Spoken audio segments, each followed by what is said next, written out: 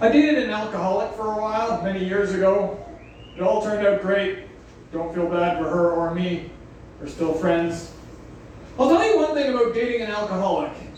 It's like dating a werewolf. She was a very nice lady until the moonshine hit her.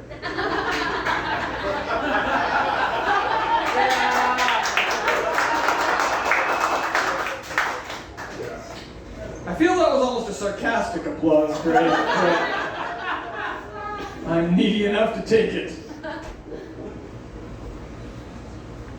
Well, I was never much for drugs or alcohol, but I still know what addiction is like, because last October I was looking at all the candy wrappers in the garbage and was like, something's got to change. So I bought a lid. But I'll tell you something about dating a werewolf. I always wanted to fix her. And I think, like, if I was attacked by a real werewolf, I would try and bite them and turn them back into a human. That doesn't work. Thank you. You might have been laughing at something else, but, you know, we're always hopeful. The reason I bring this up is because dating is hard as an old man, because I've had a few tough relationships, and you've been bit by a few monsters, you know? And you know how when you get bit by a monster, you turn into a monster yourself? That happens when you're dating. Like my parents, the only reason they're together is they're biting each other. They don't want to let each other's jaws open. Yes, I'm aware nobody's laughing. That's okay. I'm heartfelt. I'm authentic. Yes. Thank you. I can't remember where I was going with that. Oh yeah. So like dating at 50, you're just trying to hide your monster for everyone? Thinking of rephrasing that line. But really what you want is someone to accept your monster for who it is. You don't want to be hiding your monster. Anyway, this whole thing came up because I started dating someone that I met at a bar that I'm not going to mention called, I'll just call it Sean the Socks. And she was making fun of me for one of my monster traits is that I don't like to accept help.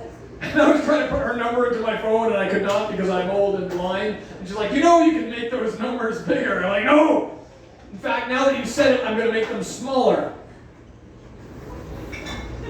The story's so bad now. I wish I hadn't told the whole story because it's a good punchline. Anyway, her name is the same as my sister's name, so she got her revenge the next day when I sent my sister an inappropriate text. That's all I'm going to say about that. Well, it was more of a picture, really. And so now I have 3 Catherines, and now I have Catherine Sister, giant capital letters. Catherine, cute girl from on the rocks. Catherine, best friend Gary's ex-wife, open parentheses, big, large capitals D and F, exclamation mark, exclamation mark, exclamation mark. And then all lowercase. No, I really mean it. You're going to regret it. The reason I bring all this up. So yeah, I sent my sister a dick pic.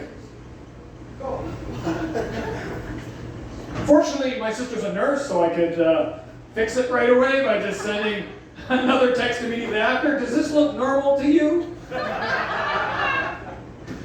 But of course, I had not actually fixed the letters on my phone to make them bigger, so what I actually sent her was a text that said, doesn't hat Luke Normack.